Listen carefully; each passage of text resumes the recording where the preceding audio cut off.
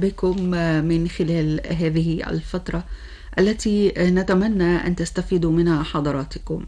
سيداتي سادتي، نتحدث من خلال هذه الفترة عن المفاجآت أو النظريات الجديدة في مصر القديمة.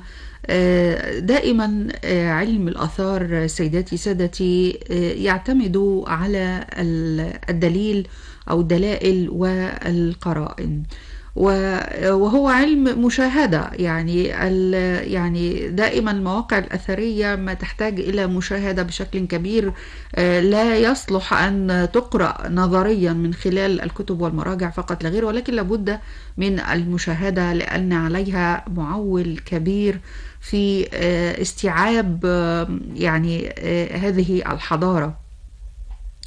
والمولى عز وجل حبانا في مصر عدد هائل من المواقع الأثرية وأيضا اللقيات الأثرية وكل ما يمكن أن نتصوره. حياة كاملة تم اكتشافها ولا زلنا نكتشف فيها الجديد والجديد، وتأتي النظريات ويضعها الأكاديميون وعلماء الآثار، ثم بعد فترة ربما تتغير هذه النظريات حسب كل ما هو مكتشف من دلائل وقرائن وشواهد جديدة. مستمعينا الكرام، تعودنا دائما في لقائنا مع ضيفنا الكريم على المفاجآت والجديد دائما في الحضارة وفي التاريخ المصري القديم. ربما هي قراءات مختلفة، كل منا يقرأ التاريخ ولكن ببصماته وبوجهة نظره. أتحدث تحديدا عن المختصين والمهتمين بهذا المجال. أيضا كما نوهنا، علم الآثار هو علم الشواهد والدلائل والقرائن والحجج. لا نقول هذا شيء مؤكد، ولكن نقول بدليل أو بقرينة أو من الجائز، لأنه ربما يأتي جديد يجب ما قبله. عموما سيداتي سادتي، لا أطيل على حضراتكم ونحاول الدخول في الموضوع مباشرة.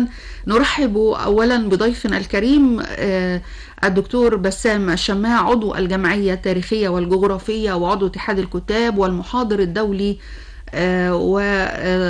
قبل كل هذا طبعا العاشق للحضارة المصرية والتاريخ المصري. أهلا بحضرتك معنا أستاذ بسام. اهلا بكم وبالنافذه الرائعه التي دائما وابدا ما تذكرنا وقراءتنا كما حضرتك تقدمتي القراءه الجديده في التاريخ. فحتى ان هذه الجمله نفسها ربما يعتبرها البعض انها جمله بها تناقض. فكره ايه قراءه جديده للتاريخ القديم؟ جملة عبارة واحدة فيها جديد والقديم ازاي؟ ينظرون إليها على أنها ثوابت لا يمكن أن تتغير حضرتك. كده وده شيء طب احنا ليه مش ماشيين في الشارع بمشاعل معمولة من عيدان الخشب الآن؟ إذا كان لم يكن هناك فكر جديد في الإنارة، لماذا الآن ننير بلمض موفرة إذا كان لدينا شعلة النار التي كانت تنير الطريق؟ لا، في نهاية الأمر نحن نقرأ التاريخ من وجهات نظر، ولكن أهم جملة بقى حضرتك ذكرتيها هي فكرة الدلائل والقرائن. لو أنا عايز أعيد كتابة فصل من فصول تاريخنا أو أكثر، فإذا علي بالقرائن والدلائل والنصوص والأدلة على أرض الواقع، وبالتالي نلغي تماما، وهذا ما أحاوله في محاضراتي المتواضعة مع الأجانب ومع المصريين، ان احنا نلغي تماما كلمة اتفق العلماء على، او قال العلماء في كل انحاء الارض، او قيل. الثلاثة دول خطيرة جدا على علم التاريخ وعلم المصريات. الثلاث عبارات دول خطر كبير. ليه؟ لان حكاية اتفق العلماء على دي عاملة بالظبط زي مصر فيها تلك اثار العالم، اللي هي جملة عمالة تتكرر وليس لها اي علاقه لا بالحقيقه ولا بالمنطق.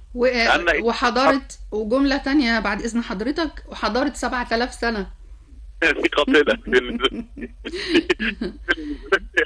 لكن الجمل التي توضع مكان هذه الجمل حضرتك يعني تجوبها هي بقى ايه؟ نقول ايه؟ اولا، ونحن يعني لمن يتابعنا في هذه الحلقات يعني معاكم منذ سنوات، يعني تمام العلم ان هناك كنت ويكس الذي عمل في الاقصر اكثر من 40 عاما، وقد قابلته وعملنا سويا يعني. هو الذي قال بعد كل هذه السنين في الاقصر ان البشر عاش على ارض طيبه منذ على الاقل نصف مليون عام. رجل امريكي تعدى 70 من عمره على ما اعتقد الان، وعمل في الاقصر اكثر من 45 سنه، وعمل اكتشافات على اعلى مستوى. ويقول في نفس الامر ان الناس عاشوا، البشر المصريون عاشوا على ارض طيبه الاقصر منذ اكثر من نصف مليون عام، واذا أجنبية قد قادت 500,000 عام وزيادة، فلماذا تصدي أنا يا مصري أنا أقول 7,000 عام وأبخس حق الحضارة المصرية وجذور الحضارة المصرية التي تضرب بعمقها في أكثر من نصف مليون عام؟ الناس بتتمنى سنة وسنتين في تاريخها. ده أنا عامل شغل علمي في ورقة، يعني أنقذت عام واحد من عمر توت عنخ آمون قلبت الدنيا. يعني ورقة بحثية أنقذت عام من عمر توت عنخ آمون. يعني يا ريت حضرتك بس نعرج عليها كده ولو بمرور الكرام يعني في الحلقة دي. بأدلة جديدة ظهرت بلوحة ما كناش عارفين عنها كثيرا، حجرية عليها نص. من هذا النص أنا استغليت فيه بعض العبارات وتكلمت فيها مع الأستاذ الدكتور منصور بوريك، اللي أنا بعتبره واحد من 3 أقوى علماء مصريات الآن في العالم، وهو مصري، وهو كان مسؤولا عن أبو الهول والأهرامات ومصر الوسطى، وكان مسؤولا عن الأقصر، عن آثار الأقصر في وزارة الآثار. يعني رجل يعني عالمي، والآن هو يتم الاستدلال به في الدول العربية الشقيقة. وسوف يعني برضو يعني بعض المفاجآت التي قلناها أمس في راديو مصر، الراديو الشقيق لكم يعني، عن بعض الإثباتات التي قالها لي دكتور منصور بوريك وعرضتها على الهواء أمس، وأدت إلى يعني فهم جديد أن هناك أدلة على أن في أسماء للملك جحوتمس الثالث في الإمارات، وهناك تجارة لللبان الملتصق مع سلطنة عمان، خراطيش ملكية وتمائم وجعارين في جنوب شبه الجزيرة العربية مصرية في اليمن وفي الكويت، اسم رمسيس الثالث في واحد تيماء في محافظة تبوك في شبه الجزيرة العربية في المملكة السعودية الآن الشقيقة.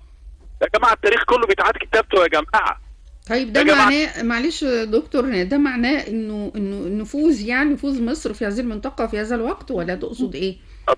تجارية، روابط تجارية، كان في قوافل تجارية بتسافر الأماكن دي من مصر.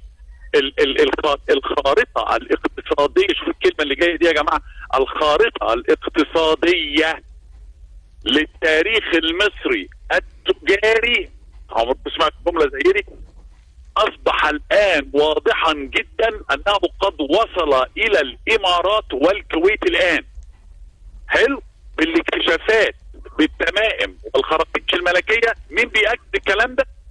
ومين اللي قايل النصوص؟ الأستاذ الدكتور منصور بوريك، واحد من قمة 3 أنا بعتبرهم في العالم الآن. هو بالمناسبة ينقب ويعين الآثار في الإمارات بقاله أكثر من 7 سنوات. الآن العرب، الإخوة العرب يستعينوا بهذا العالم الجهبذ المصري بعد أن أدى ما عليه وأكثر في الآثار المصرية هنا على أرض الكنانة. المهم ان انت تعيد هذا، ان انت اهميه بقى الكلام اللي انا بقوله ده ايه؟ واحد، انت بتثبت، ده انا امبارح بقى كمان اخدت الموضوع اكسترا شويه كمان. ومن الممكن ان انا اكلمكم في الفترات اللي جايه بعد ما اعمل بعض الاوراق العلميه او بعض الدراسات وبعض القراءات اللي تؤكد ان المصري وصل الى افغانستان الان والهند. هتقولي لي ازاي؟ هقول لك اللابس لازولي ده كان بيتجاب منين؟ اللي هو بيسموه اللازورد الازرق الجميل ده اللي المصري تمام. ده كان بيجيب من أين أتى به المصري القديم؟ من أين أتى به؟ هو في لزورد في مصر؟ فيش. طيب أمال كان أقرب حتة يتجاب منها اللزورد الأزرق اللي هو كان مليان في كل المقابر بتاعتنا دي، يعني كميات